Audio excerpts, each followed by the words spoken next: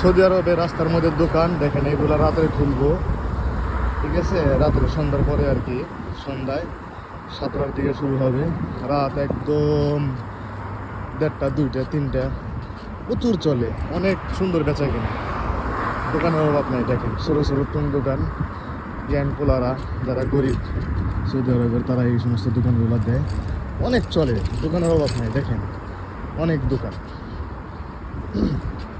তো ভাবতেছি এরকম একটা দোকান নিবই নাকি, চেষ্টা করতেছি, যদি সবাই দোয়া করেন হয়তো নিতে পারবো।